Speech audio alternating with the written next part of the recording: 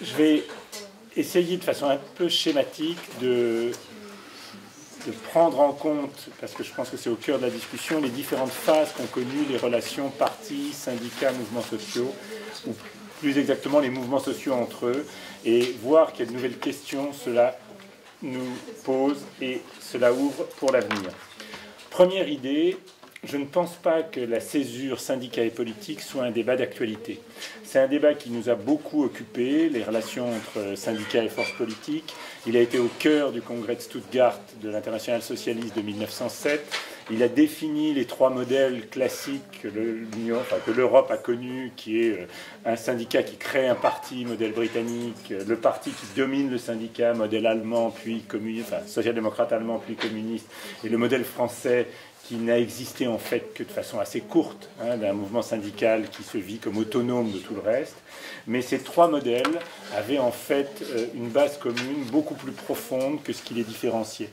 Première idée, il fallait que la classe ouvrière soit au centre du dispositif parce que c'était la seule capable d'être l'outil de la transformation sociale. Deuxième idée, dans la construction de la prise de pouvoir, la classe ouvrière et ses outils se vivaient de façon hiérarchisée, au sens où il fallait qu'il y ait un acteur dominant. Dans le modèle français, c'est le syndicat, relisez la charte d'Amiens, les partis sont des sectes inutiles. Dans les autres modèles, c'est le parti pour l'essentiel, puisque très vite le modèle anglais voit le parti de fait dominer le Labour et le mouvement syndical.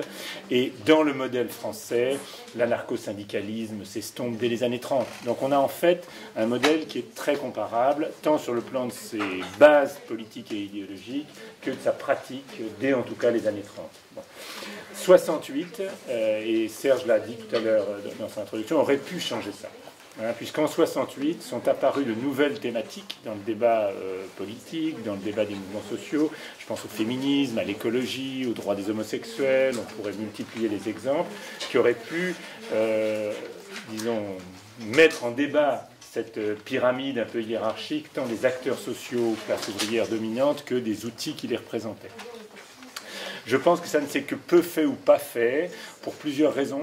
Dans le cas français ou sud-européen, parce qu'il y a eu une combinaison entre une révolte de la jeunesse et une grève générale, parce que les partis politiques avaient leur inertie propre, qui fait que leur modèle de vision du monde et leur modèle de fonctionnement continuaient à exister et à peser, sans prendre en compte forcément l'événement et la rupture de 68, mais aussi parce que le contexte international donnait l'illusion que les modèles anciens continuaient.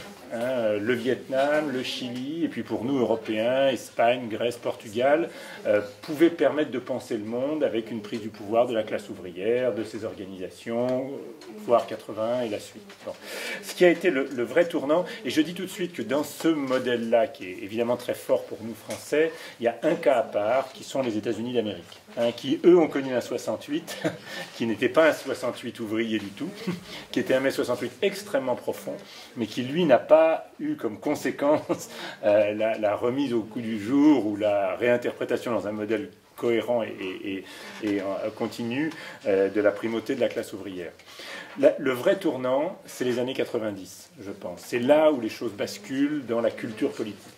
Alors ça bascule évidemment en partie à cause de la chute du mur, mais c'est très vite tous les mouvements sociaux qui vont se développer dans l'essentiel des parties du monde. C'est vraiment un phénomène planétaire dont les moments forts ont été le zapatisme, ont été ensuite Seattle, les forums sociaux de Porto Alegre et tout ce qui a été le mouvement altermondialiste avec ses différentes nuances d'un continent à l'autre. Bon.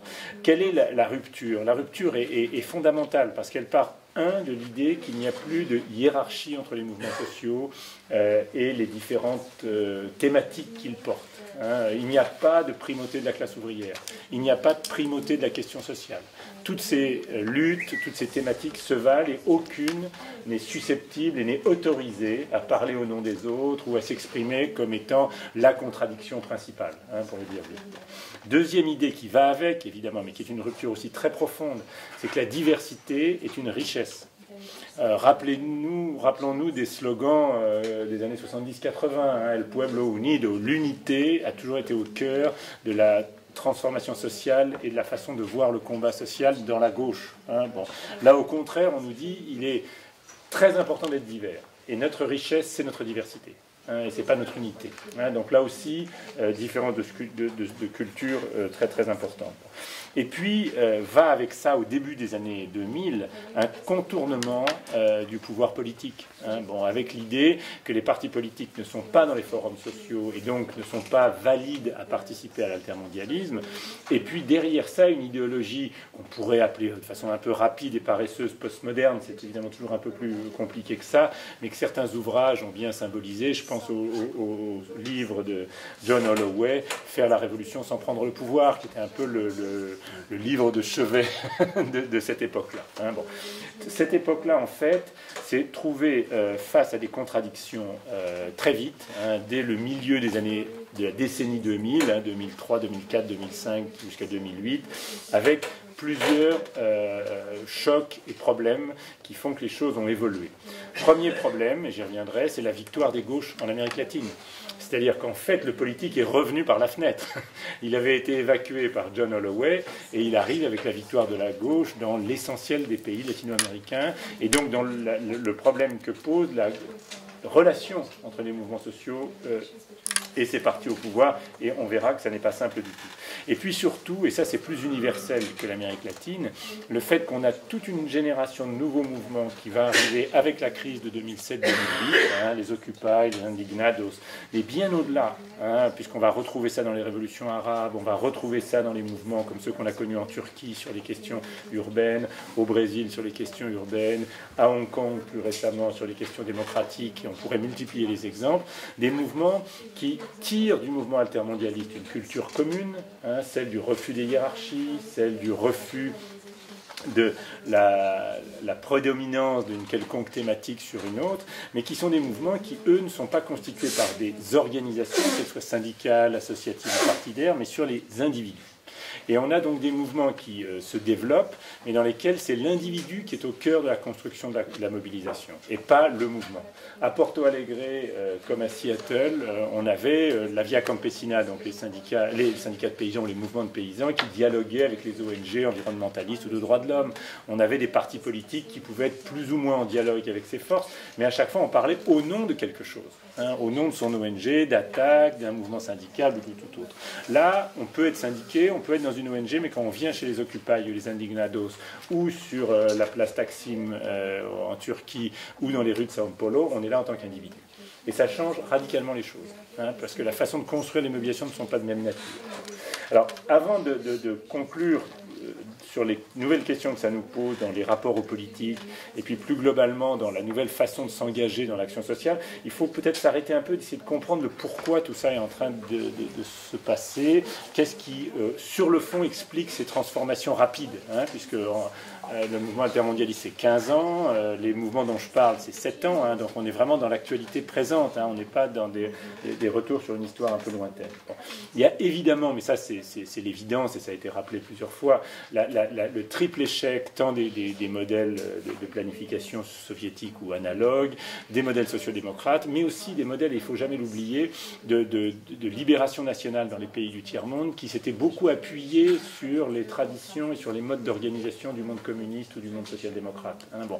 L'Inde, le Brésil, le Mexique, ça n'est ni des partis communistes ni des partis sociodémocrates traditionnels qui dirigent, mais ils ont tous la même vision des hiérarchies entre partis, syndicats, mouvements. C'est-à-dire ce que j'ai pointé au tout début, qui vient évidemment de l'Europe, en fait va s'universaliser, y compris dans des pays où ce n'est pas du tout la même ni structure sociale, ni même histoire des mouvements politiques, mais vous allez au Mexique avec le Parti révolutionnaire institutionnel, vous allez en Argentine avec le péronisme, vous allez même dans les dictatures militaires coréennes, turques ou brésiliennes, vous avez à chaque fois le même type de système pyramidal et le même type de vision des hiérarchies entre mouvements sociaux et politiques. Bon.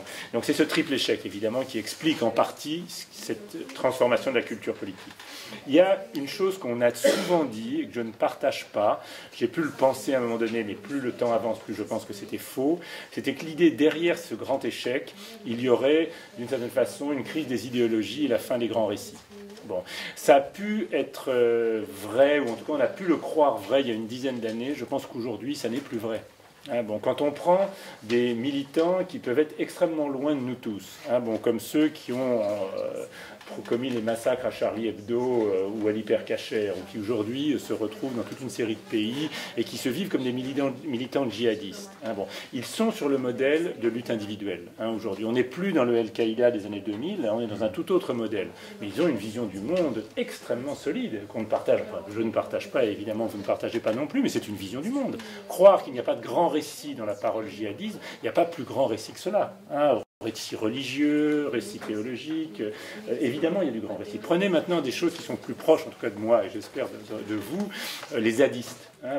Ceux qui se battent à Notre-Dame-des-Landes, à Sivens, ou dans des occupations de ce type, ils ont une vision du monde extrêmement profonde. Ils ont une vision de ce que doit être la société, la façon dont elle doit s'organiser, la façon dont les relations entre l'être humain et la nature doivent être transformées, vues différemment. Il y a des visions du monde très très profondes. Après, j'y reviendrai en conclusion. Je pense que nous, la gauche, on n'a pas construit encore un grand récit et une vision convaincante. Ça, c'est un autre problème. Mais croire qu'il n'y a pas de grand récit dans le monde contemporain est, à mon avis, s'aveugler devant ce qui est en train de se passer dans beaucoup de régions du monde, y compris dans des modèles qu'on rejette totalement, comme celui des djihadistes dont je parlais tout à l'heure. Alors, dans les modèles et dans les causes et ce qui pourrait expliquer ce qui se passe, je pense qu'une chose absolument fondamentale tient à disons, l'augmentation du niveau culturel et du niveau d'éducation des populations du monde entier, et pas que de l'Europe occidentale, et l'affaiblissement des structures intermédiaires qui vont avec. Ce que je dis est une banalité, mais qu'il faut vraiment prendre en compte. C'est-à-dire qu'on a aujourd'hui des millions d'étudiants dans tous nos pays qui... Enfin bon, je ne vais pas vous dire des choses que vous connaissez tous. Derrière ça, il y a également tout ce qui a trait à la transformation du travail, transformation de l'organisation du travail lui-même, qui va avoir toute une série de conséquences. Des conséquences dans les débats syndicaux. Je ne suis pas rentré dans le détail des débats qui ont traversé le syndicalisme, et surtout aux États-Unis et en Grande-Bretagne, plus qu'en France, au milieu des années 2000, qui a produit une scission dans la AFL-CIO qui est aujourd'hui en partie résorbée, mais qui a été très très profonde entre le SEIU et l'AFL-CIO, et principalement le Communication... CWA, le Communication Worker of America, c'est-à-dire le syndicat des télécoms et des journalistes, sur des modèles syndicaux qui étaient d'une certaine façon la réfraction de ce débat sur l'organisation du travail. On avait d'un côté ceux qui disaient qu'il fallait conserver la démocratie syndicale basée sur le fait que c'est l'adhérent qui est au cœur de la construction du syndicat, modèle du CEA, du Communication Worker of America, du CWA.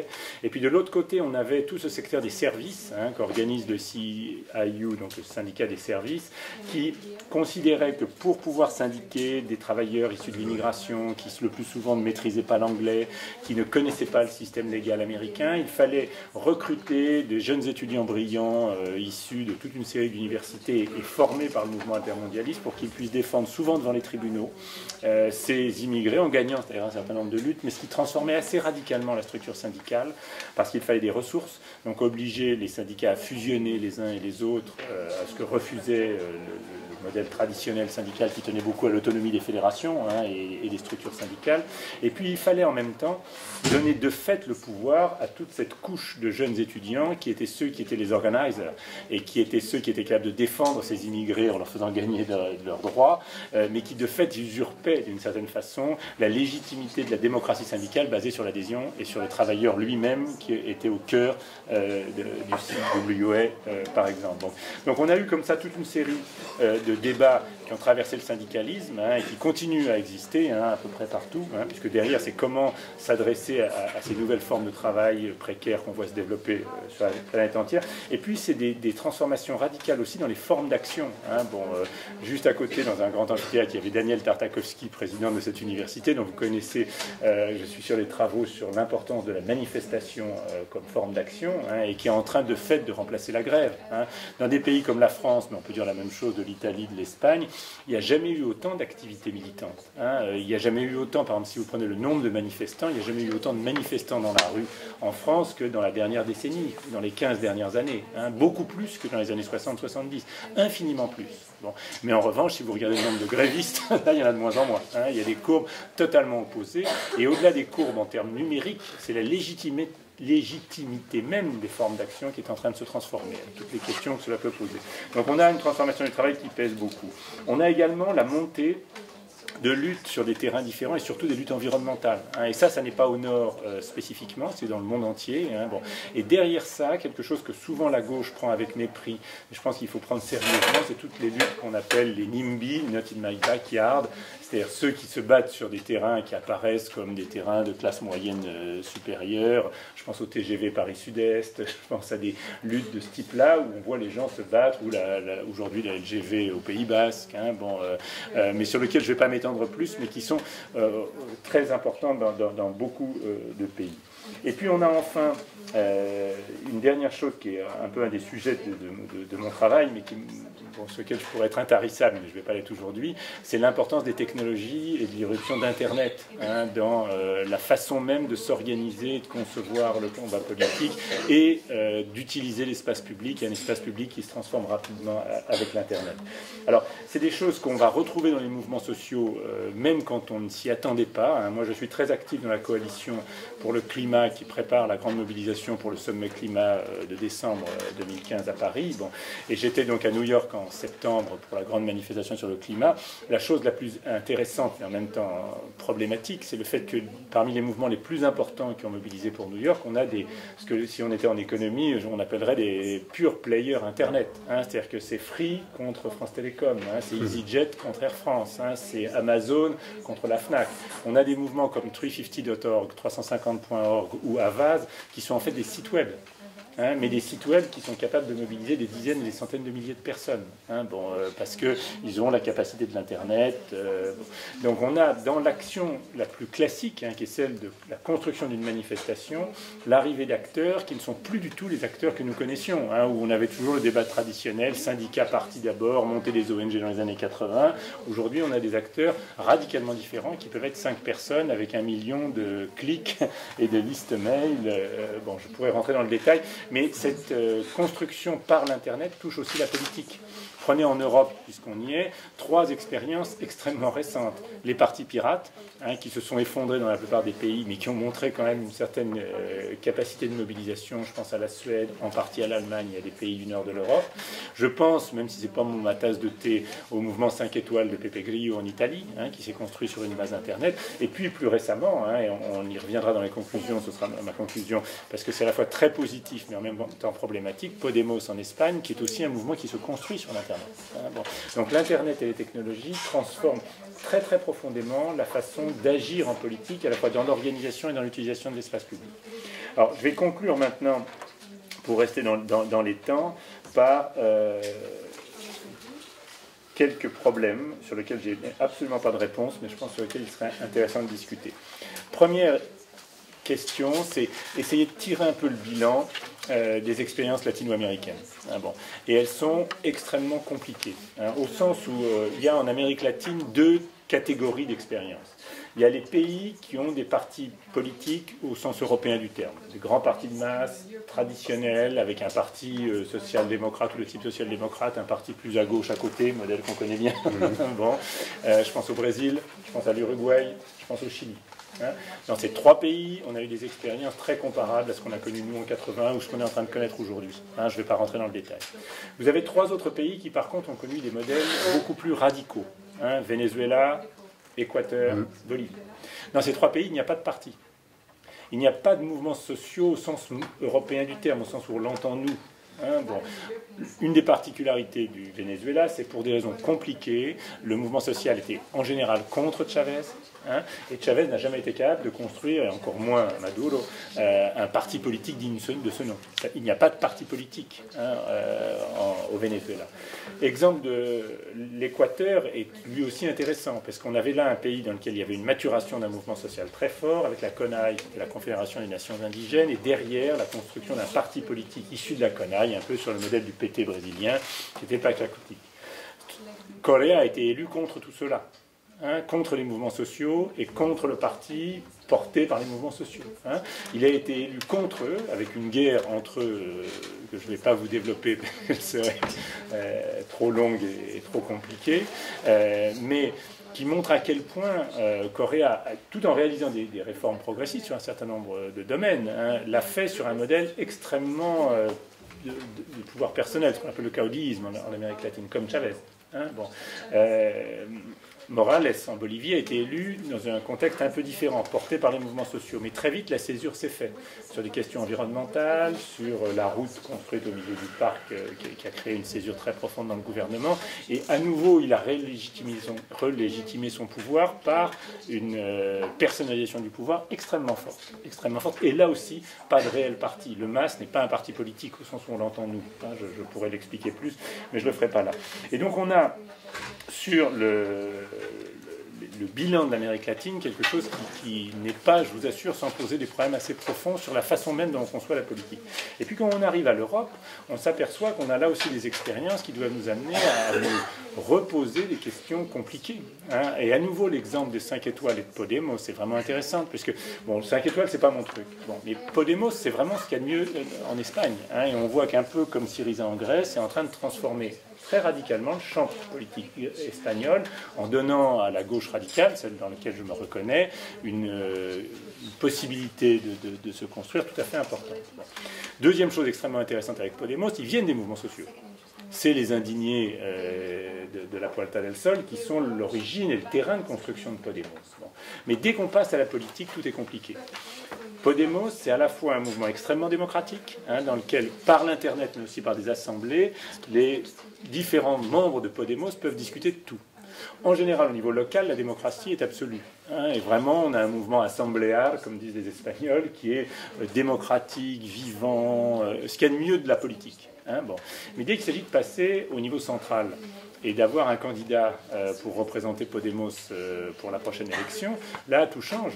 Hein, et on voit Pablo Iglesias, qui a des tas de qualités, dire qu'il demande à être élu sur un vote de type référendaire, et que s'il gagne, il aura une direction homogène composée par lui-même. Hein, bon, comme Pepe Grillo l'avait fait exactement dans les mêmes termes en Italie. Hein, bon. Et on a quelque chose qui pourrait apparaître comme un pur pessimisme, qui est le fait que quand on a des partis traditionnels, on a d'une certaine façon la victoire du bureaucrate, hein, bon, qui est celui qui a réussi à s'infiltrer, à passer d'un étage à l'autre en usant les fonds de culotte sur les bancs des congrès. Et puis quand on a un mouvement moderne basé sur les individus à la modèle Podemos, Pepe Grillo ou autre, on a la victoire du caudillo d'une certaine façon. Hein, bon, donc comment sortir de cette double figure qu'aucun d'entre nous, j'en suis sûr, aura envie de voir s'imposer. Hein, comment éviter ça, hein, bon, en sachant qu'on n'a pas de troisième modèle aujourd'hui qui fonctionne, hein, bon, et qui fonctionne bien. Donc vraie difficulté en tout cas pour moi. Et donc je pense que, et c'est ma phrase de conclusion, que ce que je vous décris n'est pas du tout quelque chose d'achevé, hein, bon, mais je suis convaincu d'une seule chose, c'est qu'il faudra vivre avec ces nouveaux mouvements. S'il y avait une exception espagnole, une exception turque, une exception brésilienne, une exception bolivienne, une exception hongkongaise, pas de problème. Bon, quand ça se passe partout pareil, c'est qu'il y a quelque chose de plus profond. Donc il faut vivre avec des mouvements qui seront basés sur l'individu, qui seront basés sur l'Internet, qui verront s'affaiblir durablement toutes les formes de représentation intermédiaire et les corps intermédiaires, partis, syndicats, mouvements sociaux tels que nous les connaissions. Il va falloir pour cela être capable de repenser, là je parle d'une perspective de gauche, un nouveau récit. Hein, on a les éléments, il ne faut pas non plus dire qu'on part de rien. Hein, la victoire de Syriza en donne pas mal. Ce qu'on a connu à la fois dans le front de gauche, mais aussi dans les différentes luttes, à la fois sociales et environnementales en France, montre qu'il est possible d'avancer, mais il n'est quand même pas achevé, il va falloir le construire. Bon. Et essayer de voir comment nous pourrons agir sans organisation importante stabilisée, c'est-à-dire en rupture totale avec ce qui a été l'histoire du XXe siècle, et notre histoire pour la plupart d'entre nous, et là je me mets, on a pour beaucoup à peu près le même âge, bon, ce qui était le cas de la politique avant le XXe siècle. Hein, le XIXe siècle fonctionnait sans qu'il y ait de réel parti, hein, sauf à la fin du siècle en Allemagne, mais c'était à peu près le seul modèle où il y avait un parti un tant soit peu structuré, et comment dans ces nouvelles façons d'agir avec les technologies telles que l'Internet et sans structure pérenne de masse, pouvoir gérer des questions aussi compliquées que le brassage intergénérationnel, les brassages de milieu social à un autre, les passages de témoins, bref, toutes les autres questions qui sont à mon avis au cœur de nos réflexions nécessaires pour les années à venir. Voilà. Merci. Merci Christophe.